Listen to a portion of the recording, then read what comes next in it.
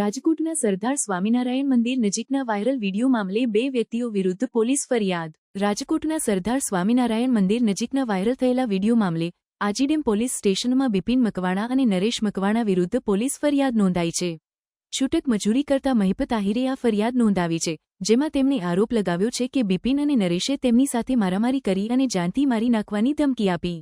Video viral થયા બાદ સ્થાનિકોમાં આ ઘટનાની ચર્ચા જાગી છે। ફરિયાદ મુજબ બિપિન અને નરેશે મહિપત આહિર પર શારીરિક હુમલો કર્યો અને તેને જાનથી મારી નાખવાની ધમકી આપી।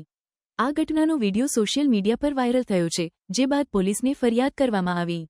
આજીડેમ પોલીસ સ્ટેશનના અધિકારીઓએ ફરિયાદના આધારે તપાસ શરૂ કરી છે। પોલીસે જણાવ્યું છે કે તેઓ વિડીયોની સત્યતા અને ઘટનાના તમામ પાસાઓની તપાસ કરી રહ્યા છે। બિપિન અને નરેશ મકવાણા વિરુદ્ધ કાયદેસરની કાર્યવાહી હાથ ધરવામાં આવી રહી છે। આ ઘટના બાદ સ્થાનિક સમુદાયમાં ચિંતા વ્યાપી છે। સામાજિક કાર્યકર્તાઓએ શાંતિ અને કાયદાનું પાલન કરવાની અપીલ કરી છે।